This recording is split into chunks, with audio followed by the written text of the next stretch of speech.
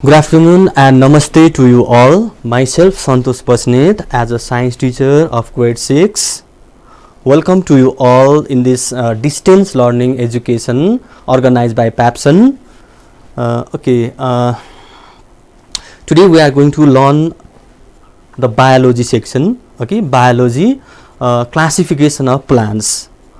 Grade 6 students, do you know last time we studied about the classification of animals? Different characteristics, their characteristics, examples. I hope you studied them well and you have completed the exercise of that part, animal part. So today we are going to learn the classification of plants. So are you ready? So come with a book, notebook, and pen, because you may have to write the important note that I tell you. So are you ready? Before starting the lesson, let's have a little fun. I'll be telling you one small science humor. Are you ready to listen that? Listen to me. So you know any atom is made by proton, electron and neutron. Yes, these are the fundamental particles of an atom. Once proton, electron and neutron, they went to take soft drinks. All of them took a glass of Coke. And finally they went for paying the bill. The proton paid the bill, the electron also paid the bill, but when neutron was about to pay the bill, the owner said, "You don't have to pay the bill." Can you give the reason why? Yes, very good. Because our neutron is chargeless. You know, proton is positively charged, electron is negatively charged, and neutron is chargeless. You understood that? Then come to our lesson today. Classification of plants on the basis of habitat. Habitat means the place where they are found, where they live. So you can classify the plants on two categories: aquatic plants and terrestrial plants. Got it? So now you have to learn about the characteristics of aquatic plants and different characteristics within the group terrestrial plants. So what are the examples of aquatic plants? Can you give some examples? Yes, very good. As you can see in the figure also, there are different examples of aquatic plants. Here in the figure I have mentioned the first one is water hyacinth, then lotus, water lily, hydrilla, etc. They are the aquatic plants, example of aquatic plants. So what are the characteristics of aquatic plants? So let's learn about that. The first one is they are also called hydrophytes. Hydrophytes means the hydro means water and phytes means plants. Hydrophytes. And if you see their roots, the roots are very, poorly developed. The roots are poorly developed. The stem is very flexible. Flexible means you know why it is so, because they have to resist the water pressure.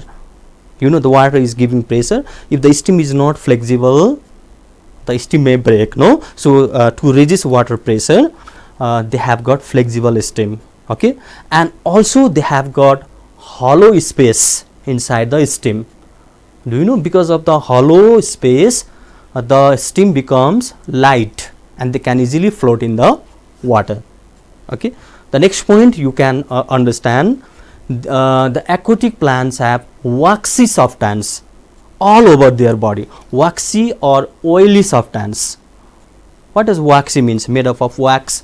Because of this waxy substance, the body cannot be decayed or it cannot be rotten, because they are always inside the water.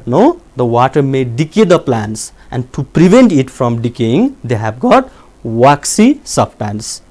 Clear about that? Let's go to the next point. Terrestrial plants. terrestrial plants. What are terrestrial plants? Those plants which are found on the land are called terrestrial plants. Okay, the terrestrial plants have 4 groups. What are they? Terrestrial plants, there are 4 groups. Okay, the plants found on hot and moist place, plants found on moist and sandy place, plants found on hot and dry place, plants found on cold places. They all are the terrestrial plants, you know. Okay, we have to learn in detail about the characteristics of all these 4 groups. Okay, so are you ready? Okay, plants found on hot and moist place, like in Tarai region of Nepal. Tarai region is very hot. It is moist also. Moist means what? There is a rainfall, isn't it? There is heavy rainfall. Such type of plants are evergreen plant. Okay, they are always green, evergreen plants. What are the example? Like sal tree, okay, rubber tree, mango tree. Okay, so they are the example of plants found on hot and moist place. Okay, so what is the next characteristics? They have got very highly developed roots. Okay, their stem, their branches are also highly developed. Got it? And one more point about it, this type of plants can give us good quality furniture because they have more amount of wood in their stem. Okay, got it? Second, plants found on moist and sandy place. You know moist and sandy place? Moist means there is always a type of water is there, and sandy means where the sunlight does not reach. What are the examples? As you can also see, there are many examples. Few examples are fern plant, okay, moss, mertensia, mushroom. Okay, you can also see in the figure. These type of plants are found in moist and sandy places. Okay, what are their characteristics? Do you know? This type of plants are most of them do not make their food themselves. Like mushroom, a mushroom does not make its food by itself. It grows in the dead and decaying matter. Okay, and okay, the third one, plants found on hot and dry places. What does it mean, hot and dry places? There is hot also and there is no rainfall. Dry means there is no rainfall. Okay, what are the different examples of the plants found on hot and dry places? Like you know, cactus, opuntia, acacia. You can also see them on the figure. They are the example. Aloe vera. Okay, these are the examples of the plants found in hot and dry places. These type of plants are also called xerophytes. Got it? Xerophytes. Okay. Now, what do you know about such type of plants? Do you know any characteristics of this type of plants? Yes, of course you know. If you do not know, listen to me. I am going to say few characteristics of such plants. These plants, their stem is very fleshy. Fleshy means you know, it stores a jelly like substance inside. Yeah, a fluid is there inside. You might have seen in aloe vera, cactus. Okay. Next characteristics is their leaves are converted into thorns. See, they do not have normal leaves. The leaves are converted into thorns. You might have seen. Why? To prevent the transpiration. Transpiration means a loss of water from the body. If the leaves are very big and broad, the water loss will be more. I think you can understand that. Yeah. Okay. The next characteristics about this xerophytes is their roots are deeply rooted inside the soil. I mean to say inside the desert. Why their roots are deeply rooted inside the desert? This is because they are sourcing the water. You all know in deserts it's very difficult to find the water. So their roots are stretching to a large area inside the ground in search of water. Are you clear about such type of plants? Yeah, what do you call such type of plants? Repeat after me. Xerophytes. Xerophytes. Very smart students. Okay. Next, plants found on cold places. Okay. You all know in Himalayan region of Nepal, the very less or no plants are found because the climate is not suitable. Yes, but also the few plants are available in very cold places. What are the example? Can you say? Yes, very good. That is pine tree. As you can also see in the figure, pine tree, cycas, okay, cycas, etc. Then what are the characteristics of such type of plants which are found in the cold places? Okay, the first characteristics is such type of plants are also called coniferous plants. Coniferous means their shape is like a cone. Okay, as you can see in the figure also, normally their shape is like this. This is called coniferous or cone shaped trees. Why it is so? Because when there is a snowfall, the snow can easily roll down and cannot hamper the tree. Okay, coniferous tree. Next is their leaves are needle shaped, very long and needle shaped. You might have seen in the pine tree. Why? Because so that they cannot hold the snow. Okay. Okay. So I think you understood about this. The more points are given in the book as well. You can study from there. So are you clear about this? Yes, very good. Okay. Then one more topic we have to study, that is the classification of plants on the basis of lifespan. Okay. So here I am going to write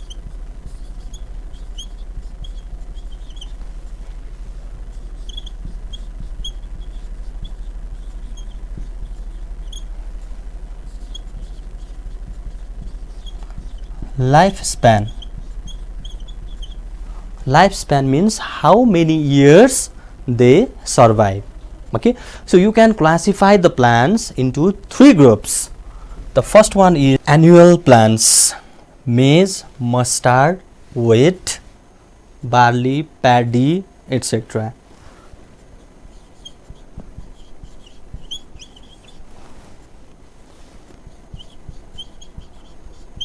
Biennial plants: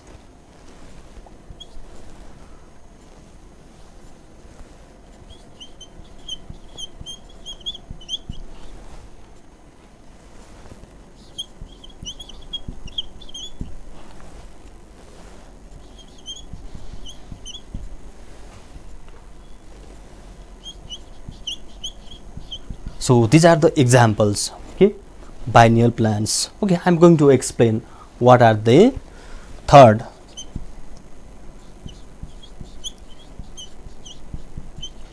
perennial plants.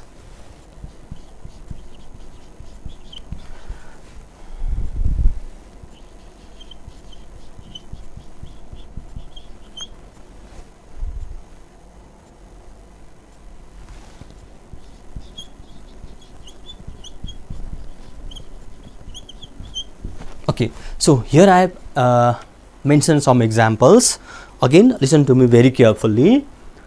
On the basis of lifespan, lifespan means the years, how many years their life will be completed. That is called lifespan.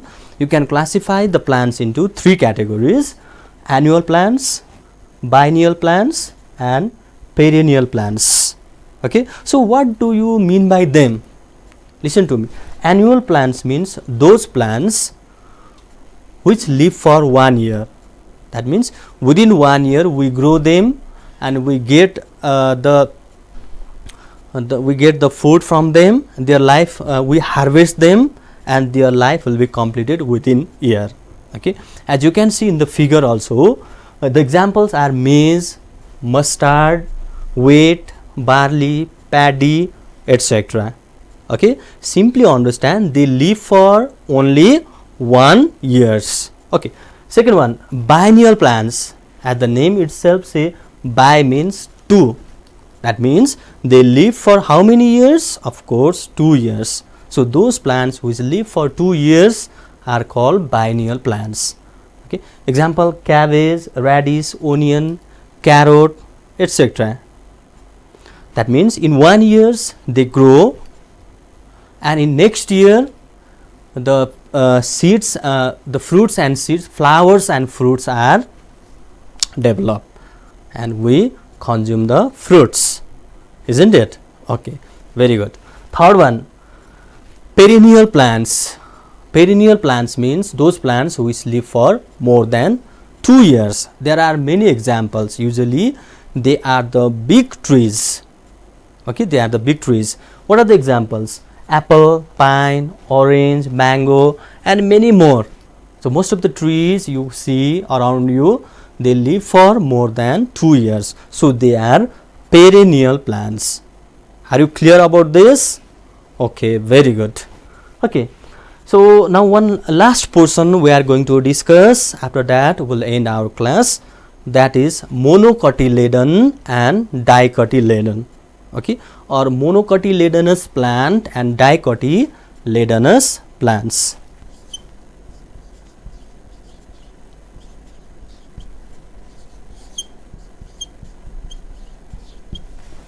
Or in one word you can say monocot and dicot.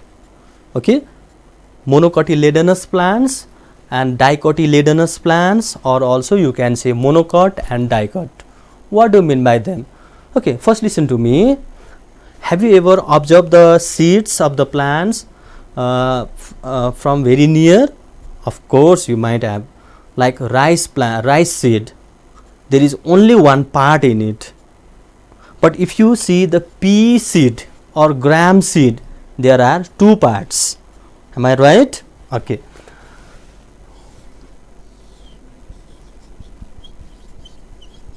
Suppose this is rice seed, only one part is there.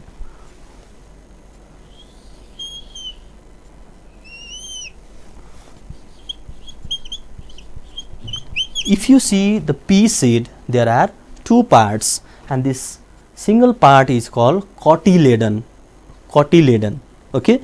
So what are monocot? Those plants whose seeds have only one cotyledon are called monocot, and those plants whose seed have 2 cotyledons or 2 parts are called dicotyledonous plants. You also observe different plants around you. Small baby plant you take out along with the roots, and you just clean in water and observe everything. Okay, leaves, roots, and seeds you can easily observe. You can find seeds of different plants around you. Rice you can observe, wheat you can observe. Okay, they are monocot seed. And you can observe the seed of soya beans, pea, gram.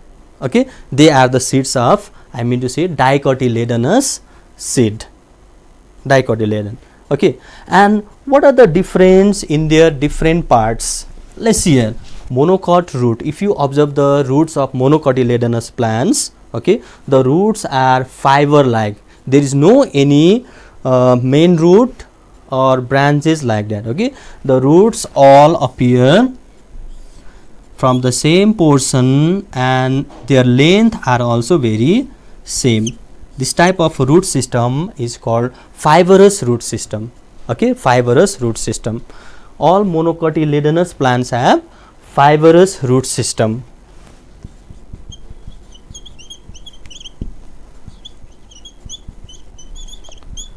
But if you observe the root of dicotyledonous plants, the roots, such type of root system is called tap root system.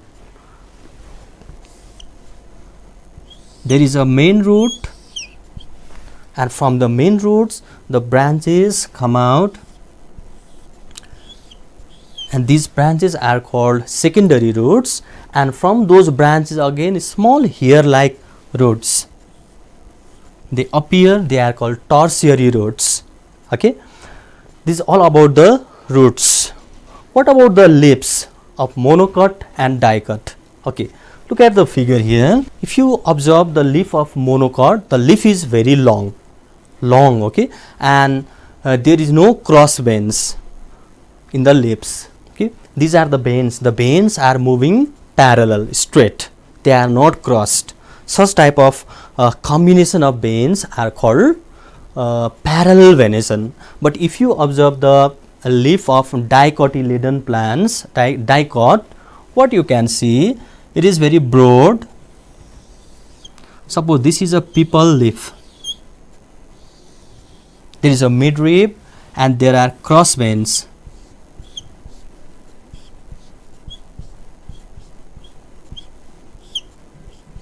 Such type of root system is called, sorry, not root system, leaf is called reticulate venation. Okay, reticulate venation, parallel venation in monocot and reticulate venation in the dicot. Are you clear about the leaf? Okay, let's talk about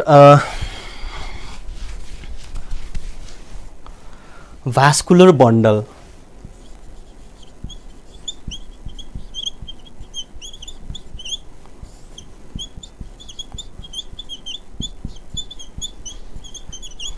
Xylem and phloem tissues. These two tissues are plant tissues, okay, and if they are present in the plants are called very developed plants. Both monocot and dicot plants have xylem and phloem, okay, or vascular bundle in the stem. But if you see monocot, you can find the vascular bundle in scattered form, randomly in scattered form, okay. And if you see the dicot plant, the stem contains vascular bundle, the stem contains vascular bundle in ring like form, okay. They are arranged in ring like form, this way, okay, ring like form. But in monocot, the vascular bundle is arranged in random way, scattered way, okay. As you can see in the figure also, what are the differences between monocot and dicot plants? Okay, I think you are clear about this. So can we summarize the differences between monocot and dicot? Of course, why not? In monocot plant, the seed has only one cotyledon. In dicot, the seed has two cotyledons. In monocot, the roots are fibrous root system, which is also called adventitious root system. And dicot, the root system is tap root system. In monocot, the leaf is parallel venated, or there is parallel venation in the leaves in monocot, and in dicot, the leaves is reticulate venated, or reticulate venation is present in the leaves, okay. And the vascular bundle is in scattered form in the monocot stem, and the vascular bundle is in ring form in the dicot stem, okay. Okay, so this is all about the plants classification and their characteristics. I hope you understood well all these things, okay. So you study well these things, they are available in your book as well, and if you and go through the exercise. In next class we will be dealing about the next topic, okay. Until that, bye bye everyone and have a good time. Thank you.